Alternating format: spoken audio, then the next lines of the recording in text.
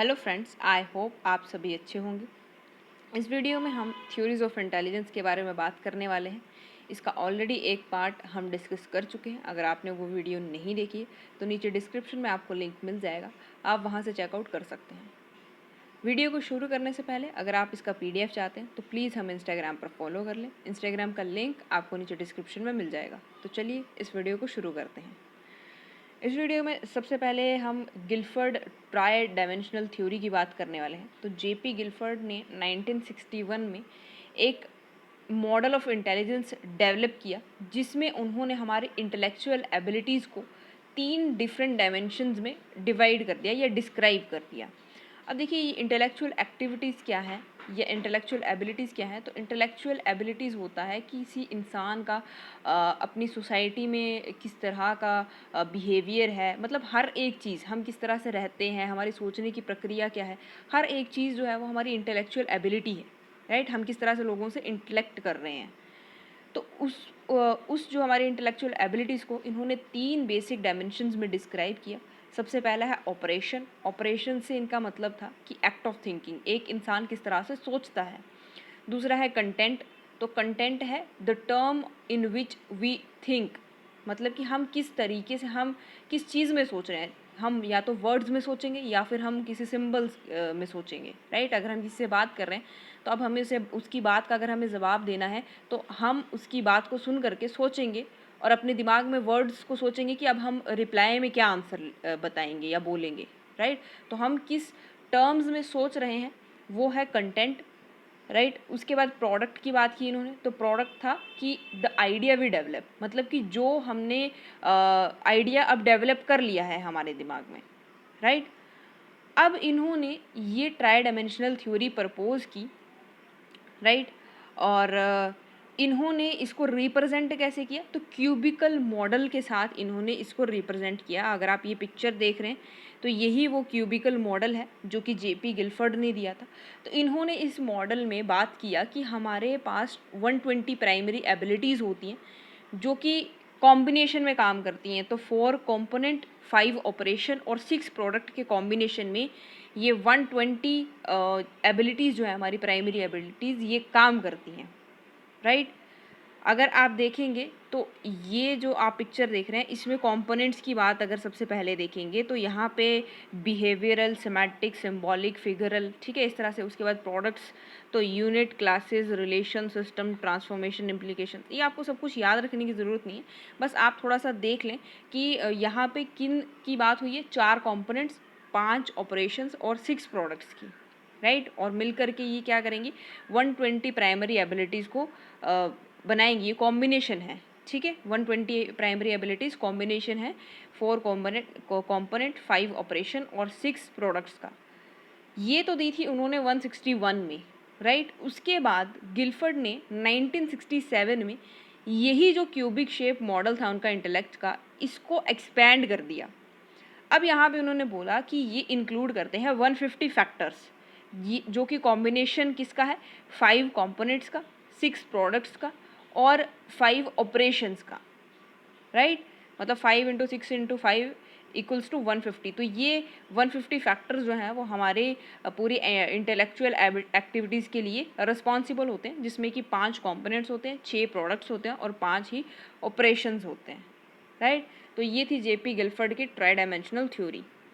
Next चलते हैं cognitive theory of intelligence.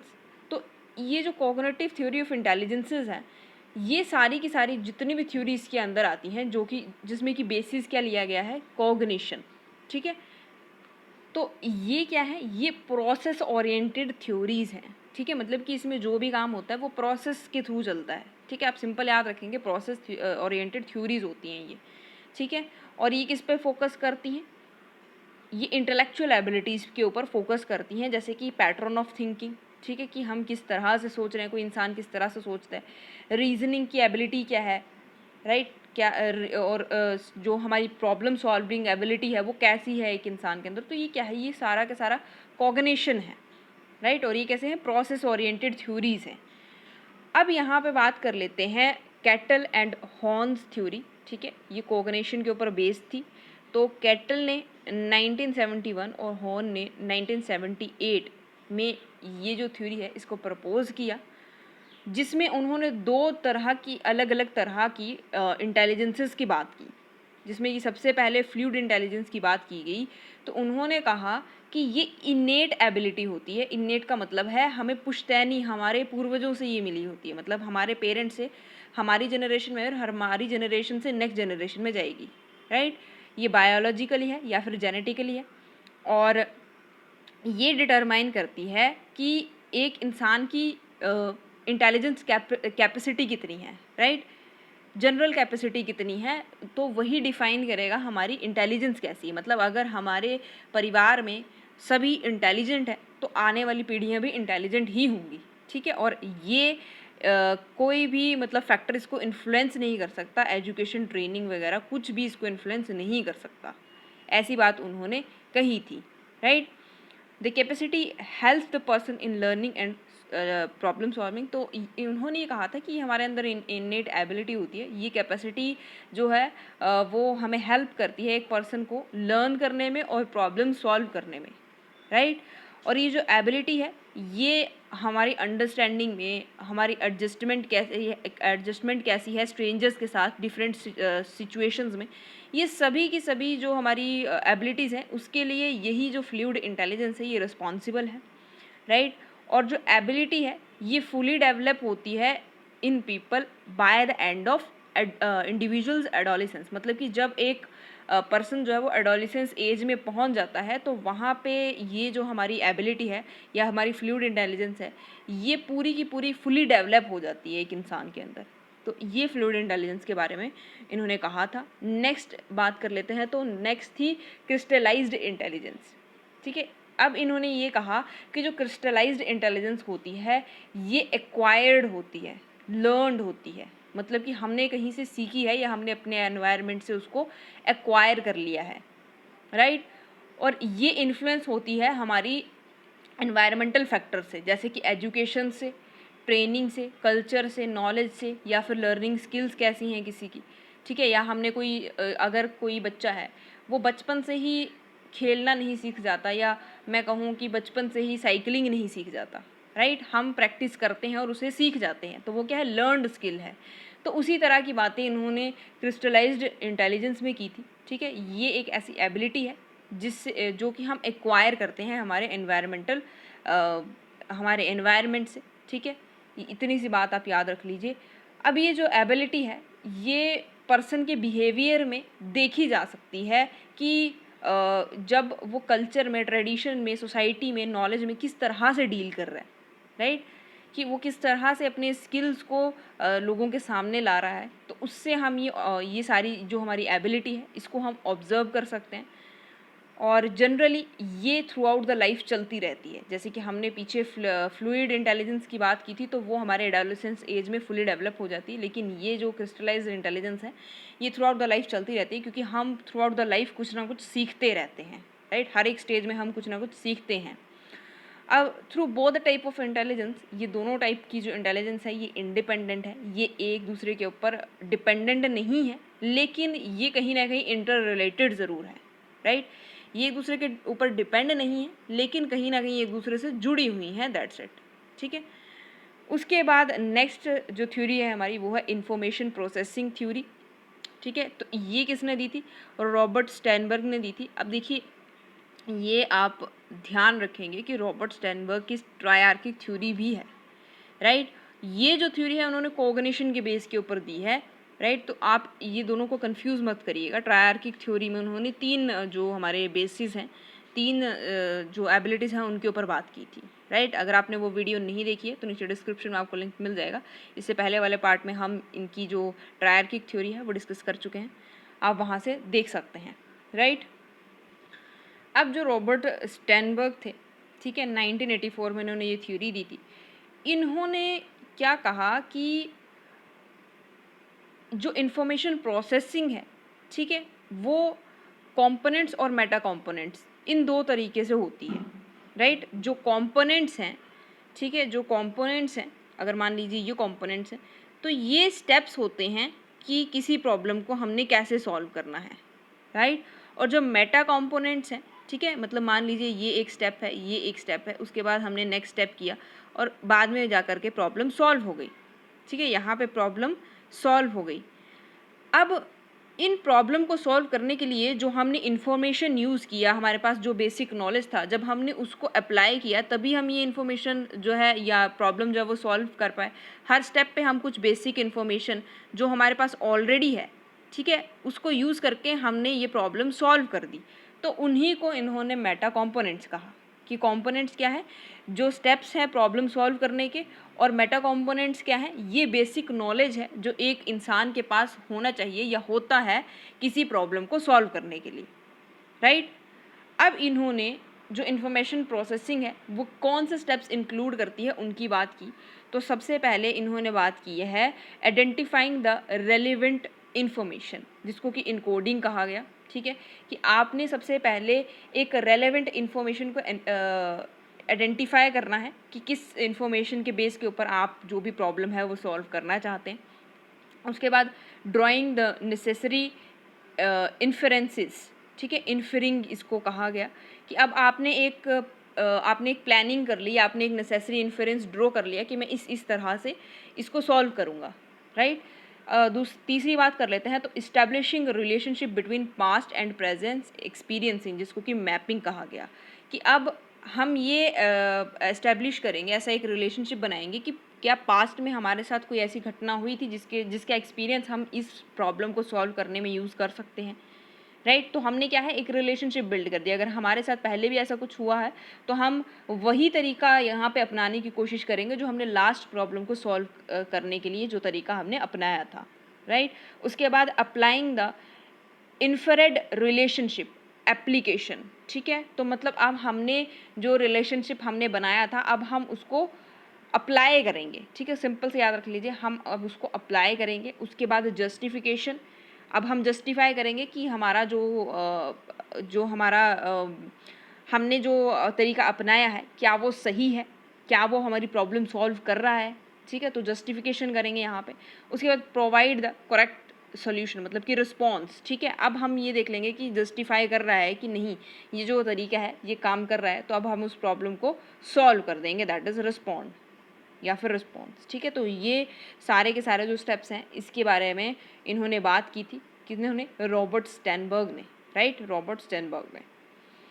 उसके बाद Jensen's theory of mental functioning है, तो जो आर्थर जेनसन थे उन्होंने ये थ्योरी प्रपोज की थी 1969 में, और उनके मुताबिक जो फंक्शनिंग है एक इंसान के दिमाग की, ये डिपेंड करता है टाइप और डिग्री ऑफ इंटेलिजेंस, एक इंसान के पास कितने मतलब क्या डिग्री ऑफ इंटेलिजेंस या टाइप ऑफ इंटेलिजेंस वो पोजेस करता है, राइट, कि एक इंसान किस तरह से सोचता है और कितनी हद तक वो सोच सकता है, इसको हम सिंपल वर्ड्स में ऐसा समझ सकते हैं, राइट। अब जेनसन ने जो इंटेलिजेंस थी इसको दो तरह की एबिलिटीज़ में डिवाइड कर दिया। The first one is associative abilities और दूसरा है कॉग्निटिव एबिलिटीज़।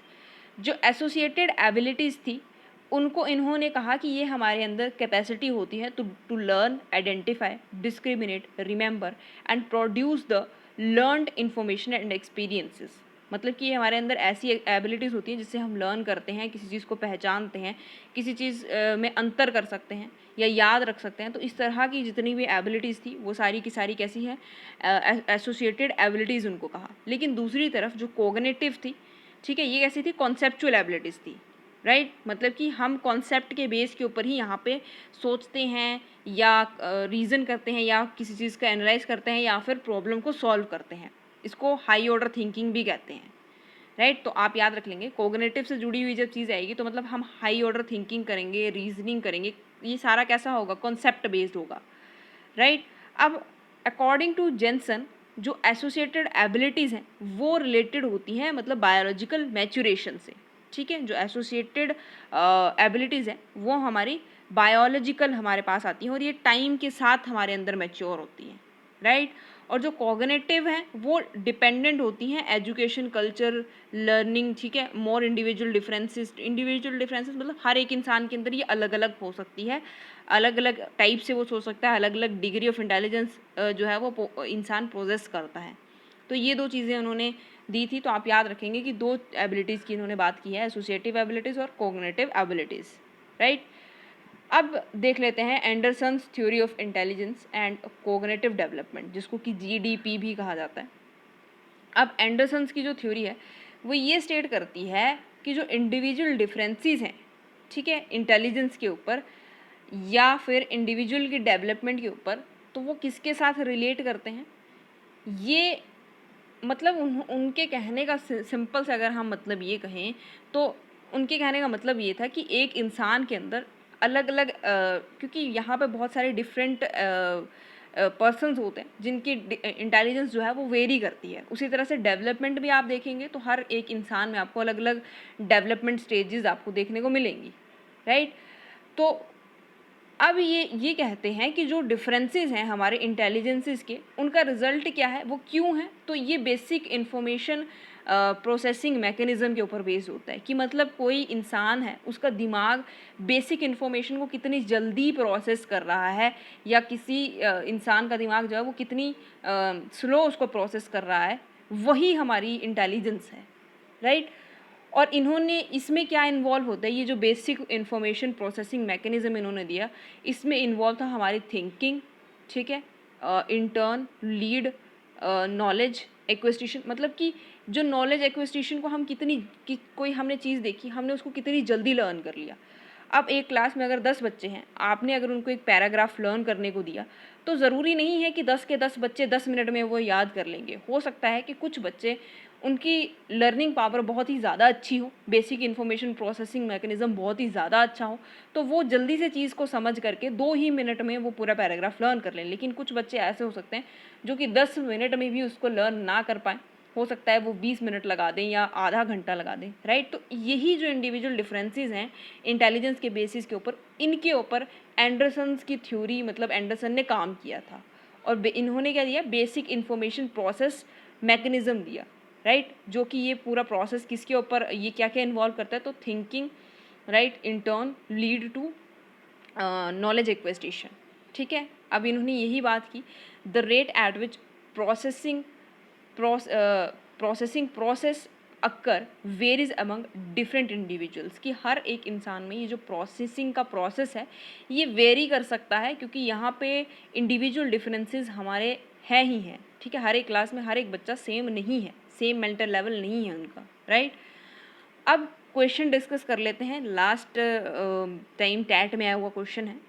तो what role does the basic processing mechanism play in Anderson's theory, ठीक है। What role does the basic process mechanism play in Anderson's theory, तो अभी हमने ये चीज़ पढ़ी है। It is one of the form of special abilities and determined intelligence, नहीं ऐसी तो कुछ बात नहीं हुई है। It is one of the subtype of intelligence, ऐसा भी कुछ नहीं हुआ है। It is another name of prepositional thought, ऐसा भी कुछ नहीं हुआ। लेकिन इट इम्प्लीमेंट्स थिंकिंग, हाँ उन्होंने ये बात ज़रूर की थी कि ये जो बेसिक इन्फॉर्मेशन प्रोसेस मैकेनिज्म है ये इन्वॉल्व करता है थिंकिंग को, राइट। तो फ्रेंड्स आज के लिए सिर्फ इतना ही। आई होप आपको काफ़ी अच्छे से ये पूरी थ्योरीज जो है वो समझ आ गई होंगी। अगर आपको कोई डाउट लगता है तो प्लीज़ नीचे कमेंट बॉक्स में कमेंट कीजिए, हम उस डाउट को क्लियर करने की कोशिश करेंगे, राइट। इसी तरह से हमारे साथ बने रहिए, हम न्यू टॉपिक्स आपके लिए लाते रहेंगे। और लाइक शेयर सब्सक्राइब ज़रूर कर दीजिए। Thanks for watching.